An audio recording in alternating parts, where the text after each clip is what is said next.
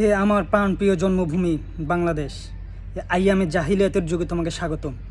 এই বর্বর অন্ধকার যুগে তোমাকে স্বাগতম। এই যে দেখেন, ঝাপসা দেখা যাইতেছে না, আপনারা তো অনেকেই দেখছেন একজন মানুষকে পাথর মেরে কিভাবে হত্যা করা হইতেছে।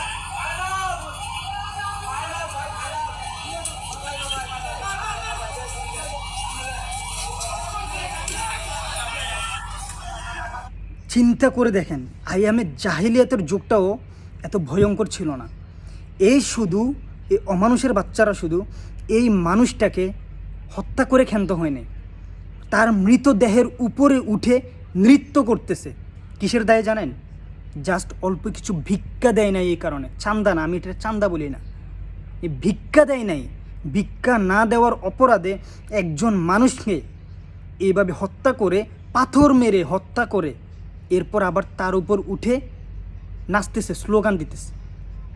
এরা আবার বিএনপির লোক। চিন্তা করে দেখেন, মানে আমি নিজেও বলতে বাধ্য হইতেছি যে এরা ক্ষমতায় আসার আগেই এদের এই অবস্থা। মানে জাস্ট ইমাজিন করেন যে এরা জাস্ট চাঁদা না দেওয়ার কারণে একজন মানুষকে এভাবে নির্মমভাবে হত্যা করে তার মৃতদেহের উপরে উঠে নাচতে পারে। তাহলে এরা যদি কেউ ভোট না দেয়, শুধুমাত্র ভোট দেওয়ার জন্য, এরা আপনাকে ঘরে ঢুকে ঘরের ভিতর আপনাকে হত্যা করবে ভোট দেওয়ার জন্য। চিন্তা করে দেখেন তো কতটুকু মানে বর্বরতার যুগে আমাদের এই বাংলাদেশ পৌঁছাই গেছে। আইয়ামে জাহিলিয়াতের যুগও এভাবে মেরে তার উপর এভাবে উঠে নাচানাচি করতো না।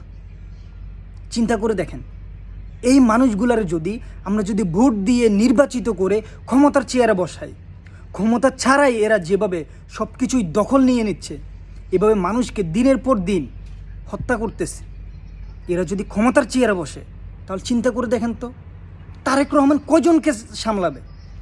মানলাম উনি ক্ষমতার চেয়ারে বসলো, উনি কয়জনকে সামলাবে?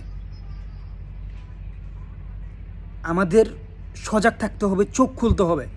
যারাই এই বাংলাদেশের মধ্যে আবার দ্বিতীয়বার ফ্যাসিস্ট হয়ে ওঠার চেষ্টা করবে, তাদের পরিণতি 5 আগস্টের চাইতে ভয়ানক হবে কিন্তু।